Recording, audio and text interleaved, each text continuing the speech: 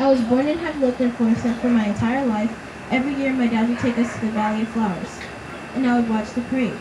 I always admired the beautiful queens and maids in the caravans who were all strangers to me. I never thought one day I would stand on the same spot to cheer one of my friends. Last year, Sally, who is always not afraid of trying new things, was in the parade and actually won the second runners-up position.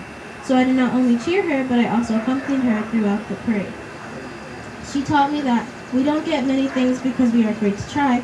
I can do something new that no one has done in the community. Before we went to Kenya last year for the mission trip, I barely knew Sally. Actually, all we knew was that she was our summer Swahili mwalimu. But once we started getting on the rough roads, we started to understand the people in there, because if you're cramped in one tiny space for 4 or 5 hours, then you might want to know the people taking up space. During school, my science teacher shared a quote every day on the projector, and I picked up one that really stood out to me. People are guests in our story the same way we are guests in theirs, but we all meet each other for a reason because every person is a personal lesson waiting to be told.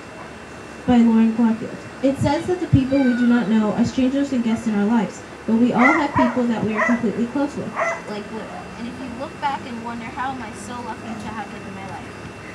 So I took my chance and do what I do best, talk until I'm tired with absolutely no saliva left. And because of how a human ear cannot go throughout the long time listening to one voice, they all started talking and then we had a great conversation. It is because of our great connection and many memories that I stand here today to talk to you about Sally. You know, I then realized that I'm not the only person who talks a lot. And we kept doing that along the way. If I did not take that risk to try and start that conversation, then I would have not learned anything from her and others. They were all guests at first, but everything happens for a reason. And as much as you might not believe me, God has already set our path. This taught me something, that everything does happen for a reason.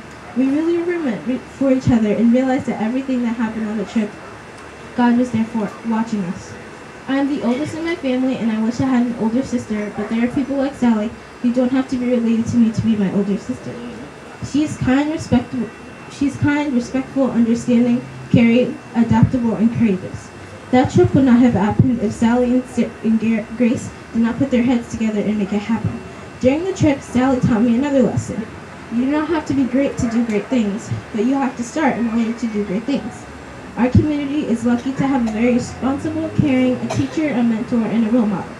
If Miss Sally Gacheru has made it through high school and now transitioning to college this year, Sally rose against many odds to make an impact not only in our Kenyan community, but also in the entire St. Louis region. Can I get a round of applause? Yes, she has made it, and so will the rest of us. So congrats on achieving the first steps to success, and this will not be the last time we'll be here to celebrate your success. You are a role model.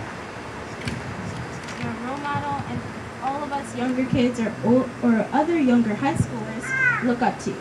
We are proud of you, and thank you for showing that we can all do it as long as we set our mind to it. Congratulations.